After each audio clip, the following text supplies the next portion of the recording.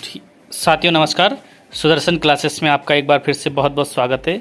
और मित्रों, आज मैं आपके सामने जूलॉजी जो नीट के लिए आपको फाइलम्स और देयर एग्जांपल्स यानी कि एक फाइलम लेके आया हूँ जो इसमें से एक क्वेश्चन जरूर पूछा जाता है।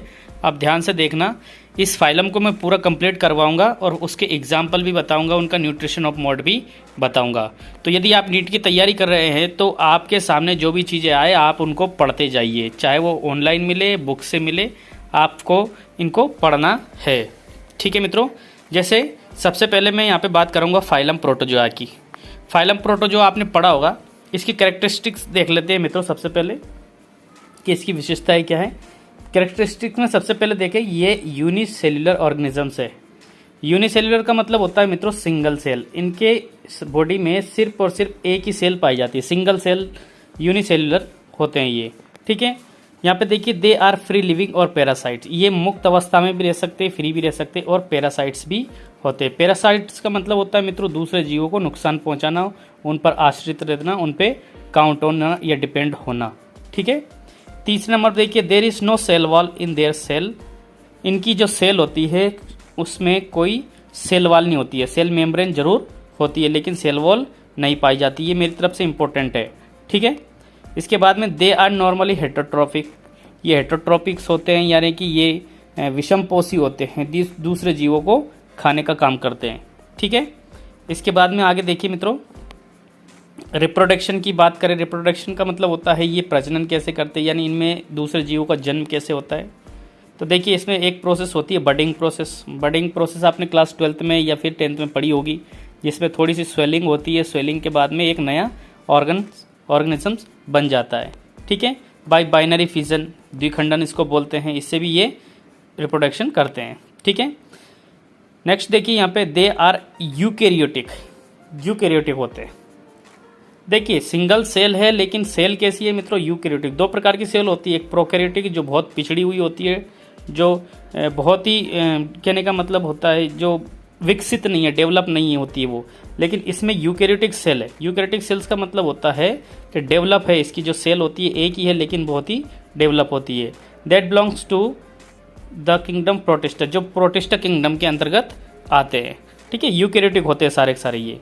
ठीक है, आगे देखिए मित्रों, न्यूट्रिशन देखते हैं। न्यूट्रिशन का मतलब होता है कि इनमें पोषण किस प्रकार से होता है, ये खाते पीते कैसे है। तो एक ही बात याद रखना कि प्रोटिस्टा में सारे जीव जो है होलोजोइक टाइप का न्यूट्रिशन करते हैं।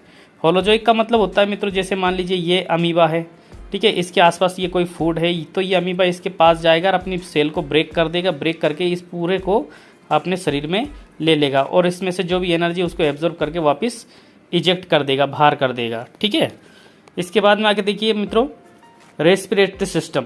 रेस्पिरेशन का मतलब होता है ये श्वसन किस प्रकार से करते हैं, सांस लेने के लिए इनमें क्या सिस्टम पाया जाता है। तो देखिए इसका आंसर देखिए, there is no particular respiratory organ. इनमें कोई सांस लेने के लिए कोई विशेष ऑर्गन नहीं होता है। Their skin acts as respiratory system. इसकी स्किन जो होती है, मेम्ब्रेन जो होती है, स्किन मतलब समझिए यहाँ पे सेल वॉल होगी नहीं, सेल वॉल नहीं है तो इसकी स्किन का काम कौन करेगी, इसकी मेम्ब्रेन करेगी। ठीक है, तो जो मेम्ब्रेन होती है ना वही यहाँ पे सेल जो रेस्पिरेटरी ऑर्गन्स की भूमिका निभाती है। ठीक है, इसके बाद आगे देखिए मित्रों, लोकोमोशन। तो लोकोमोशन के लिए लोकोमोटरी ऑर्गन्स देख लीजिए यहाँ पे, सिलिया होता है, फ्लैजिला होता है और स्यूडोपोडा होता है। ठीक है, सिलिया जो होता है एक हेयर लाइक स्ट्रक्चर होता है, जैसे एक मान लीजिए ऑर्गन से, इसमें बारीक बारीक बारीक बारीक इसके चारों तरफ क्या पाए जाते हैं, हेयर लाइक स्ट्रक्चर पाए जाते हैं, इनको सिलियास बोलते हैं।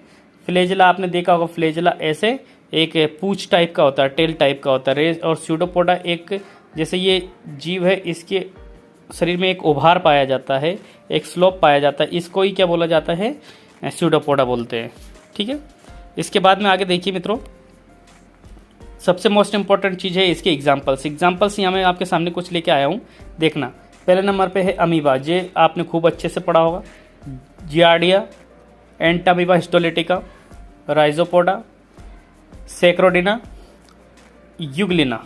ठीक है, और भी एग्जाम्पल देखिए मित्रों, पैरामीशियम, एंटामीबा कोलाई। ठीक है, इसकी लगभग 6000-7000 के आसपास स्पीसीज पाई जाती है, लेकिन यहाँ पे एग्जाम्पल्स मित्रों कोई क्रिटिकल एरिया नहीं है, इसलिए मैंने इतने एग्जाम्पल आपको यहाँ पे बताए हैं। ठीक है, thank you very much. In next video we will discuss about more phylums.